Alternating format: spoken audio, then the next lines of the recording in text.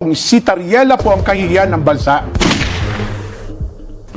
Nak lang ang alam eh. Ilalagay mo doon, ikaw lang ang nakakaalam. Yun. Paano gagamitin yun? Hindi dapat tagapagsalita ng West Philippines yan. Tagapagsalita pa naman. Yun na nga, ikaw pa naman dapat tagpangunan ng tagapagsalita. At huwag siyang magpapasya, huwag siyang hahatol nang hindi niya masyadong pinag-iisipan kung saan papunta yung sasabihin. Pumudor ka pa namang naturingan, magbasa Coast ka. Guard pa naman siya, no? Isip-isipin mo, isa sa pala sa hindi nakakaintindi, yung mismong Commodore na yun.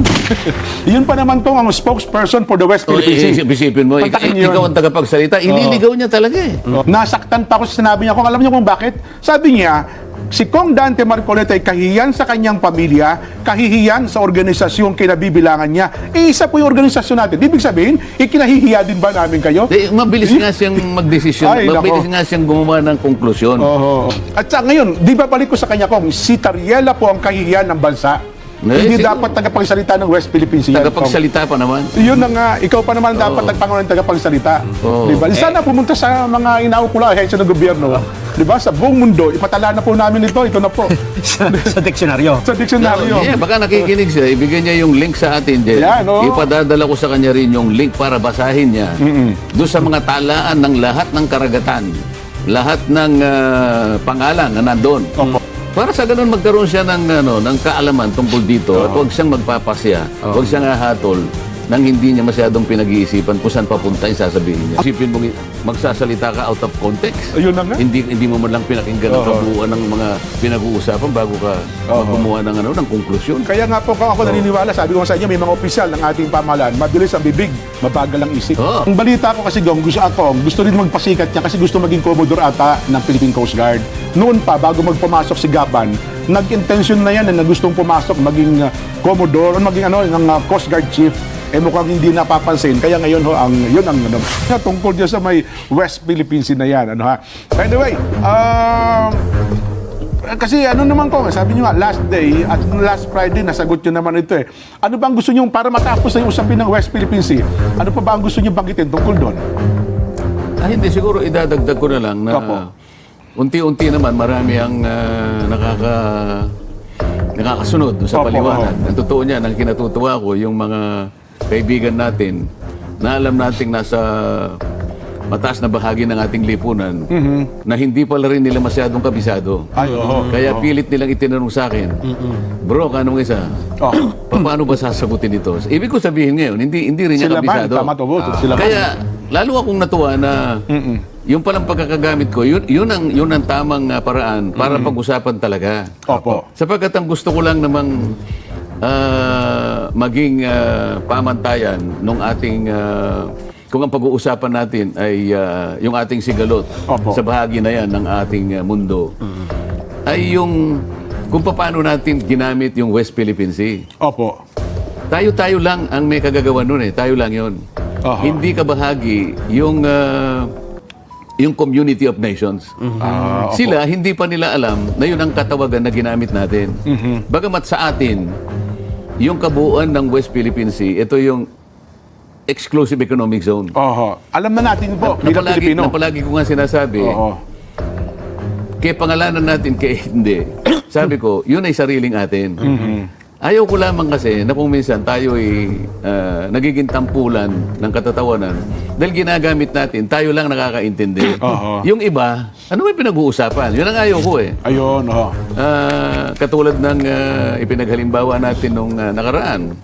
Bigla na lang tayong gagawa ng isang bagay na hindi natin isasangguni doon sa mga organisasyon na pandaigdigan na sila may kinalaman. Halimbawa, para ilagay nila yung ating mungkahi na pangalanan natin ito. Kasi hindi ganun kasi Solusyonan na natin ito, Kong, di ba? Hindi tayo lang ang gagawa. Nagsimula yan doon sa pang-uurot nung dating Secretary of State, yung Hillary Clinton, nung pumunta rito. Kasi nakikita niya yung taas ng usapin tungkol dito. Para lamang siguro maitaas niya yung ating moral, Yan ay kay West Philippine Sea. So ang ginawa ng ating dating Pangulo, dalas-dalas naman sila. Sinamantala na nila. Pwede rin naman sana yun, pero alimbawa, bukod sa ganun, meron sanang tahimik na gumawa, kinausap yung pandaigdigang patalaan ng mga mapa ng ating karagatan sa buong daigdig. Oo. At ipakiusap natin kung ano man yung proseso, matagal man o hindi, para sa ganun ay maitala talaga na yun ay mula ngayon ay tatawagin siyang West Philippine Sea. Aha. Para kapag ka pinag-uusapan at kinotya, ginugel nila, makikita nila na meron nga. Ayun. Oo. Oh, sabi ko doon sa isang kaibigan natin, ayaw ko lang malagay tayo sa alanganin. Tandaan mo ka ako, ito'y sariling atin. Opo. Ito'y exclusive economic zone. Kahit sa anong paraan hindi natin pwedeng ibigay. Depensahan natin hanggang sa huling patak ng ating dugo. Oo. Pero gawin natin ito sa isang paraan na hindi tayo magmumukhang tanga. Yan. Kinikilala ng buong mundo. Nakikilalanin tayo ng Oo. buong mundo.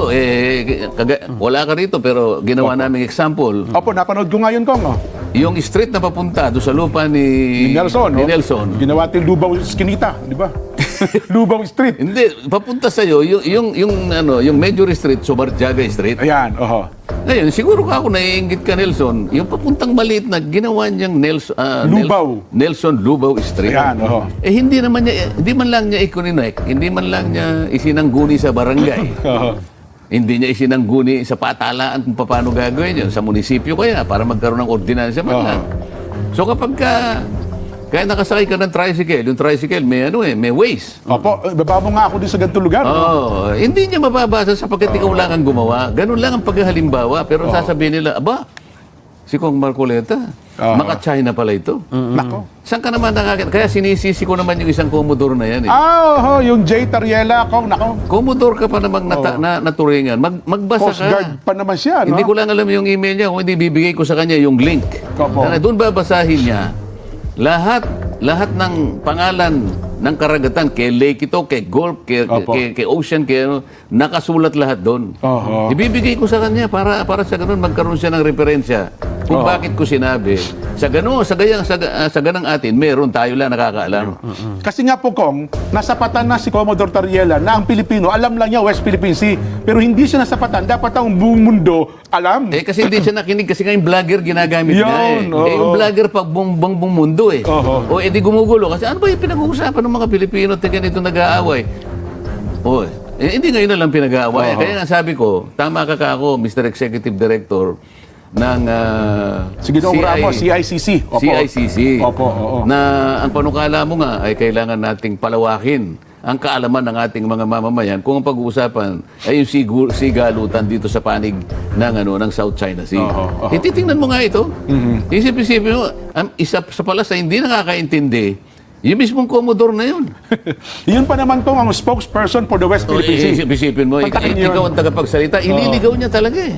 Hindi ba? Maaaring hindi niya sinasadya, pero dahil sa pagmamadali niya, nagagawa siya ng hatol nang hindi man lang siya nag-aaral. Yun na nga. O itingnan mo yung nailigaw niya, binastuloy ako. Nasaktan pa ako sa sinabi niya. Kung alam niyo kung bakit? Sabi niya, si Kong Dante Marcoleta ay kahihiyan sa kanyang pamilya, kahihiyan sa organisasyon kinabibilangan niya. Isa po yung organisasyon natin. Ibig sabihin, ikinahihiya din ba namin kayo? Mabilis nga siyang magdesisyon. Ay, Mabilis nako. nga siyang gumawa ng konklusyon. Kaya nga isang example ni Nelson, nung nag-uusap kami, ikaw baka ako Nelson, pwede ka bang maglagay ng isang bagong kataga sa diksyonaryo nang hindi mo iugnay doon sa mga tagagawa ng mga diksyonaryo? Bago yan. Kasi ang isang kataga dyan, bago tanggapin, Ay, opo, kailangan pinag-usapan mabuti yan. Recognize. O ano ka, kung ilalagay ko kung sabi niya. Halimbawa, word, Halimbawa, naglagay ka ng word na Tariela doon sa letter T ng dinagdag mong pilit. Isiningit mo. Anong ibig sabihin ng Tariela? Anong ibig sabihin ka ako ng Ako Tariela? naman, magbibigay mo na ako ng halimbawa, Tariela, isang taong mabilis magsalita, mabagal ang isip. Pwedeng gano'n. Di ba? Halimbawa lang. Bago tanggapin yun, makipagnayan ka muna doon sa gumagawa ng diksyonaryo. Nak lang ang alam eh. Ilalagay mo doon, ikaw lang ang nakakaalam. Paano gagamitin yun? O pag ginamit mo yun, Ba, naintindihan nila? nagkakagulong, vlogger pa ang pinag-uusapan. Sana nakinig siya doon sa konteksto ng pinag-uusapan na yan, doon sa yung TRICOM. At sa ngayon, di ba balik ko sa kanya kong, si Tariela po ang kahihiyan ng bansa. Hindi siguro. dapat tagapagsalita ng West Philippine Sea. Tagapagsalita pa naman. Yun na nga, ikaw pa naman dapat ang tagapagsalita. Di ba? Sana pumunta sa mga inaukula, ahensya ng gobyerno. Di ba? Sa buong mundo, ipatala na po namin ito na po. sa diksyonaryo. Sa diksyonaryo. Baka nakikinig siya, ibigay niya yung link sa atin, Jen. Yan, Ipadadala ko sa kanya rin yung link para basahin niya. Doon sa mga talaan ng lahat ng karagatan lahat ng pangalan na nandun. Opo. Na yung, halimbawa, Gulf of Mexico. Ayan, opo. Nandun. O Mediterranean Sea. Yung mga ganyan. Para sa ganun magkaroon siya ng kaalaman tungkol dito at huwag siyang magpapasya, huwag siyang hahatol nang hindi niya masyadong pinag-iisipan kung saan papunta yung sasabihin niya. Ang balita ko kasi, Gong, gusto rin magpasikat niya kasi gusto maging Commodore ata ng Philippine Coast Guard. Noon pa, bago magpumasok si Gaban, nag-intention na yan na gustong pumasok, maging Commodore o maging ng Coast Guard Chief. Mukhang hindi napapansin. Kaya ngayon, yun ang bali-balita natin. Ngayon, baka sakali mapili ng Pangulong Bongbong kung magretiro yung commander ng Philippine Coast Guard, baka mapansin siyang mapili. Pero sa pangyayaring ito, Kong, Mas maganda, Jen, Oo. kung tanungin natin ng Pangulo. oh, Anong masasabi niya sa sinabi ni Kong Dante? Oo. Sinabi ba niya na tama si Tariel eh? Tama. oh. Tingnan natin. Ito, Kong, ipanonood namin sa inyo. Mga kabayan, panoorin niyo po reaction ng Pangulong Bongbong. Tinanong siya tungkol dyan Okay, so he's expressing his opinion. When I see him, kunin ko siya, he's a candidate, so he has to grab headlines, di ba? So, tama yung ginawa na for a candidate. Ngayon, ever talking about him na. magaling talaga siya sa ganyan. Ako, Kong, naniniwala, kaibigan niyo talagang Pangulong Bongbong. Talaga pag nag-uusap kami niyan, kami dalawang nagbubulungan kami. Opo, oo. Kaya kapag nakausap ko naman siya, Oo. bibiruin ko din siya. Ayun, sabi? oo. Sabi? Ano sasabihin niyo, Kong? Mr. President, tanggalin mo si Tariel. Kahihiyan ng ano yun? Kahihiyan ng Coast Guard yun. Kahihiyan ng, hindi lang Oo. ng Coast Guard, ng buong mamamayang Pilipino. Yun, oo. So, isip-isipin mong magsasalita ka out of context. Ayun na nga. Hindi mo man lang pinakinggan ang kabuuan ng mga pinag-uusapan bago ka magkumuha ng konklusyon. Kaya nga po, Kong, ako naniniwala, sabi ko sa inyo, may mga opisyal ng ating pamahalaan, mabilis ang bibig, mabagal ang isip. Oo, pero actually, at ibubulong ko rin sa Pangulo. Oo, ano pa po sasabihin? Pangulo, hindi ko opinion yun, ha? Opo. Kasi Yun nga. kung gusto mo, kaya lang, marami kang ginagawa. Opo. I-email ko na lang kay Executive Secretary Opo. yung link para makita niya yung pangalan ng lahat ng mga Listahan. ng listahan. Maliliit, malalaking dagat, nakalista lahat diyan. Kumbaga, yan ang encyclopedia Oo. ng lahat ng mga dagat. Ayan. Mamaya pag tuloy Makikita natin, natin. meron lang tayong kasi meron tayong bagong batas. In fairness, doon naman sa maritime law, Kong, kasi mukhang, mamaya, balikan natin Baseline. yan, Opo, yung baseline, mukhang sinabit na ito sa United Nations at mukhang tinanggap naman.